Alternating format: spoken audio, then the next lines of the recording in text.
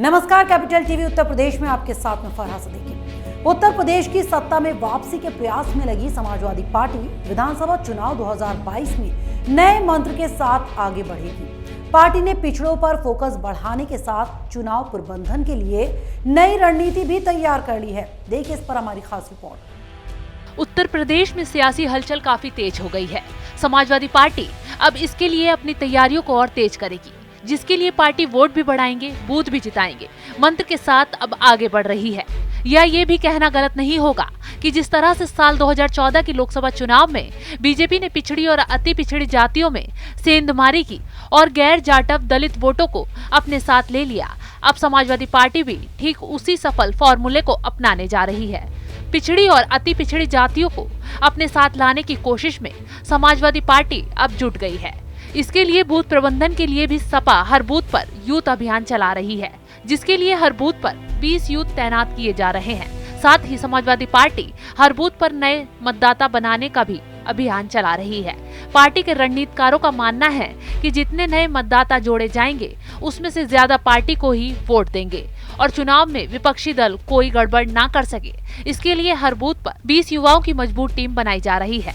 हालांकि पहले 11 सदस्यों की ही बूथ कमेटी होती थी, लेकिन अब उसमें 20 सदस्यों को रखा जाएगा। पार्टी हर बूथ पर नए नए मतदाताओं को जोड़ने का काम कर रही है। इतना ही नहीं, सपा के पंचायत चुनाव में बीजेपी पर लोकतंत्र का मजाक उड़ाने का भी आरोप लगाया और कहा कि बीजेपी ने पंचायत चुनाव में जो किया वो सबने देखा और इससे ही सतर्क होकर सपा हर बूथ पर नौजवानों की मजबूत टीम बना रही है, ताकि विधानसभा चुनाव में बीजेपी लोकतंत्र के साथ धोखा न कर सके। इसके साथ ही पार्टी नेताओं का कहना है कि समाजवादी पार्टी पिछड़ों, दलितों और अल्पसंख्यकों समेत समाज के सभी वर्गों को साथ लेकर चलने वाली पार्टी है। वहीं साल 2014 की लोकसभा और 2017 के विधानसभा चुनाव में जो पिछड़ी जातियां बीजेपी के साथ चली गई थीं, समाजवादी पार्टी अब उनमें भी सेंधमारी करने की कोशिश में जुट गई है।